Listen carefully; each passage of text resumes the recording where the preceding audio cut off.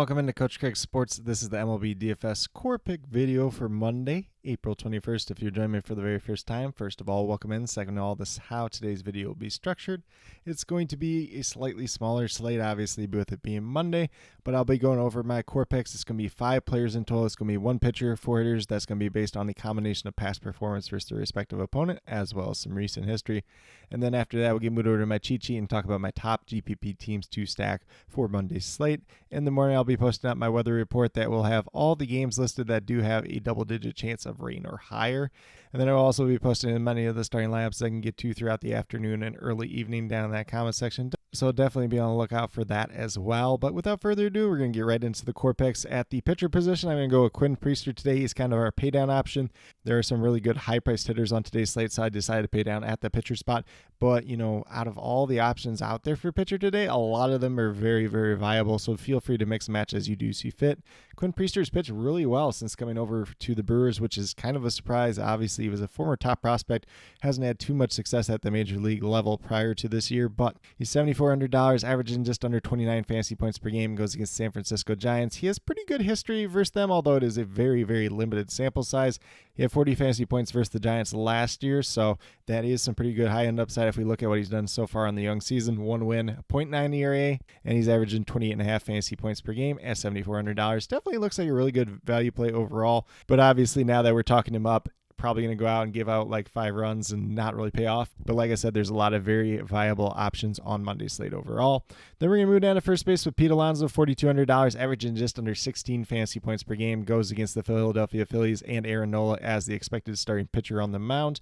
And in his career versus Aaron Nola, he is 16 for 50 with 5 home runs, the most home runs of any hitter versus pitcher on the entire day. He has at least 1 hit and 6 out of his last 7 games, 4 multi-hit games during that time span, 2 home runs, and 5 double-digit performances. So definitely do like the upside with Pete Alonso as of late. And versus Aaron Nola in this matchup, if we look at what he's done on the season in totality, a .356 batting average, 6 home runs, 23 RBIs, once again averaging just under 16 fantasy points per game at $4,200. Looks like one of the top hitters on the day overall. And then we're going to move down to the outfield. Actually, all 3 of my remaining core picks are going to be in the outfield for today. Not something I typically do, but for today it definitely did make some sense. We're going to start off with Marcell Ozuna at $3,800, averaging just under 12.5 fantasy points per game. A slower start to the year, but he's really come alive as of late. He goes against the St. Louis Cardinals today. Eric Fedde is the expected starting pitcher for that Cardinals team. He is 7 for 12 with 2 home runs versus Eric Fedde in his career. And if we look at what Marcell Ozuna has done as of late, he has at least 1 hit and 7 out of his last 9 games. He has 4 multi-hit games during that time span, all 3 of his home runs as well. And then he has 3 double-digit performances in 5 games of at least 9 fantasy points or higher. So a little bit more of a safe floor there. Obviously, you like to see double-digit points at the very least out of him at $3,800, but definitely do like his upside in this matchup versus Eric Fedde. If we look at what he's done so far in totality on the season, 304 batting average, 3 home runs, 8 RBIs, and once again he's averaging just under 12.5 fantasy points per game. Then we're going to move down to his teammate Michael Harris at $2,700, averaging just over 8 fantasy points per game. If we look at what he's done versus Eric Fedde in his career, he is 3 for 4, so a little bit of a limited sample size there, but he is on a modest 3-game hitting streak as we do speak. 1 multi-hit game during the time span, 1 home run, but he does have double-digit points in all 3 of those games, so definitely do like his upside in this matchup overall. On the season, he's hitting .203 with 3 home runs, 9 RBIs, once again averaging just over 8 fantasy points per game at $2,700.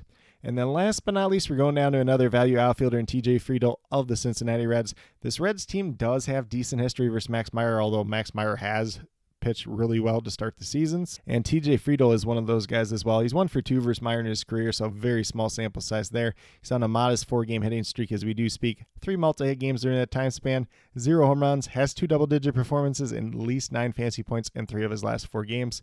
So definitely do like his upside once again. He is hitting .296 on the season with 1 home run, 10 RBIs, and averaging just under 11 fantasy points per game at $2,800. He definitely looks like a very intriguing value play on this slate once again. But with that being said, if you go with these 5 players that I do have listed here, you'll have $14,100 remaining. Just over $3,500 remaining per player. So paying down at that pitcher position, even paying up for Pete Alonso and Marcell Ozuna, we still have a ton of money out there to build out the rest of the lineup. Definitely feel free to mix and match as you do see fit. Obviously, it is a little bit smaller slate, but should be a pretty good one overall. But with that being said, we'll get moved over to my cheat sheet and talk about my top GPP teams to stack for Monday's slate. So I'm going to have 4 here in total. I will say that the Padres here It's only if Keter Montero is the starting pitcher for the Detroit Tigers. So there's multiple sources out there. One says Jack Flaherty, the other says Keter Montero, kind of going back and forth. If you go on Roster Resource / Fangraphs, they technically still have Jack Flaherty listed as the starter. We'll see what it looks like as the day moves along. I will post an update in terms of that down in the comments section. So just assume for the Padres, they're stackable if Keter Montero is the starting pitcher. Limited history versus him in the past. But if it's Jack Flaherty, I'm not really trying to get to the Padres team quite as much.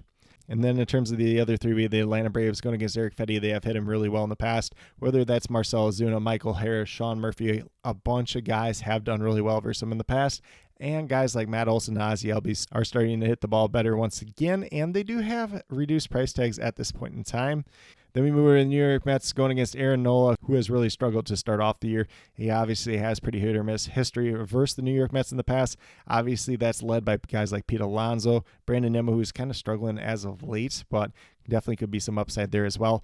Keep an eye out for Jeff McNeil if he does ultimately end up coming off the IL tomorrow. He has hit Aaron Nola really well in the past, and he was starting to heat up in his rehab performances at the same time down in the minors. And then last but not least, we have the Philadelphia Phillies going against Tyler McGill. McGill's pitched pretty well to start off the young season, but the Phillies do have some pretty decent history versus him in the past. But with that being said, that's what I do have in terms of my core picks as well as top GPP teams to stack for Monday, April 21st. As always, if you have any questions related to MLB DFS, be sure to drop them down in the comment section of this video, and I'll get back to you as quickly as possible. Once again, in the morning, I'll be listing my injury report. That will have any game that does have a double-digit chance of rain or higher. I'll be listing as many of the starting lineups as I can get to throughout the afternoon and early evening down there as well. If there's any updates to the core or anything else like that, we'll leave them down there in that comment section as well. But with that being said, if you are brand new to my channel, checking out for the very first time, or have yet to subscribe, please consider doing so. Definitely would appreciate it. Helps to build the community that we're trying to build here at Coach Craig Sports, which is one that's truly for you, the viewers, helping you with your DFS. Right now, we have MLB DFS in terms of the core pick videos Monday through Friday. That's typically most weeks. This week coming up, obviously, we have the NFL draft going on too. So I have a lot of time commitments in the next week. I'll try to post up a schedule, what all my content's going to look like for the week. There might be a couple less MLB DFS videos just in general. I know there won't be one on Tuesday night headed into Wednesday, and then there probably won't be one Thursday night heading into Friday. We'll see kind of what the rest of the week looks like, but I'll try to get a little bit back on schedule with my UFL DFS video coming out probably on Wednesday, just based on how the rest of the week looks.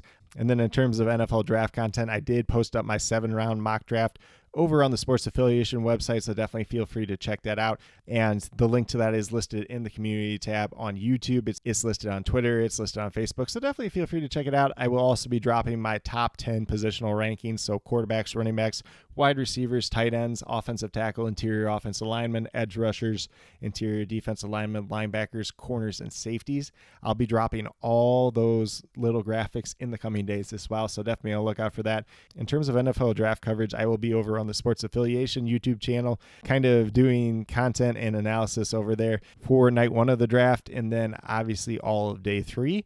And then probably going to be on there some on day 2 as well. So definitely feel free to check out their YouTube channel, support me as I am on there for at least those 2 days and probably Friday as well. And then last but not least, if you're interested in sports betting, if you're interested in prop betting whatsoever, be sure to check out the links and promo codes down in the description below for BetUS, Parlay Play, and Prize Picks. If you're a brand new user on any one of those 3 sites, when you sign up, make your initial deposit, you will get a first match deposit bonus. For Prize Picks and Parlay Play, it's a 100% match up to $100. And then for BetUS, it's a 125% match up to $2,000. So some pretty great opportunities to be had out there. If you have any other additional questions related to that whatsoever, feel free to reach out to me, whether it's down in the comment section of this video or on Twitter at Coach Craig Sport, and be more than happy to help you with that journey as well. But with that being said, that's all that I truly have for today's video. Definitely do appreciate each and every one of you tuning in. Definitely means a lot to me. I hope that each and every one of you have a great rest of your day and some pretty good luck in MLB DFS for Monday, April 21st.